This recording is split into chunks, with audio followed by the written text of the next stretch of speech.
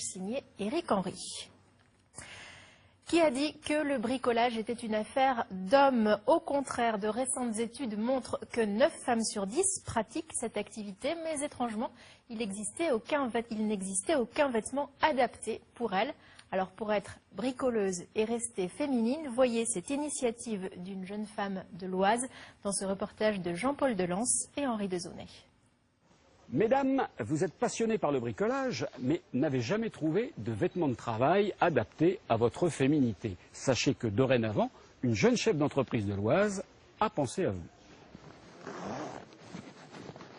Ancienne assistante médicale, Céline Lapôtre rêvait de créer sa petite entreprise. C'est son amour du bricolage qui lui en fournit l'idée. Lorsque, en bricolant, je me suis rendu compte que le vêtement de protection féminin n'existait pas, là, j'ai trouvé qu'il y avait un vrai sens à ma démarche entrepreneuriale. Le fond était là, donc l'aventure pouvait démarrer pour moi. Pleine d'énergie mais sans expérience, elle contacte le milieu de la confection qui s'enthousiasme pour son projet. Des prototypes sont créés et depuis juin, ce qui n'était qu'un pari fou se transforme en succès. Une grande enseigne de bricolage distribue ses produits. Les clientes sont tout à fait satisfaites de par la couleur qui dénote. Ça change du bleu de travail du mari, du t-shirt, du pantalon tout troué. Et elles sont fières de porter ça, elles en parlent à leurs copines. Donc effectivement, ça commence tout doucement à prendre essor, puisque dans un premier temps, on le met en avant pour le montrer.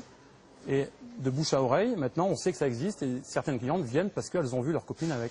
La Chapelle en Serval, siège de Fashion Sécurité. Alors là, justement, ça serait pas pour du 60, pour du 30. Voilà. Avec Valérie, sa nouvelle collaboratrice, c'est ici que Céline élabore ses futures gammes.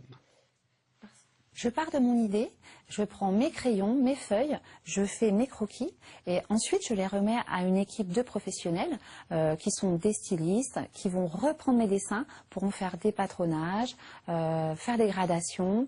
Voilà, ça, on respecte tout un process de fabrication.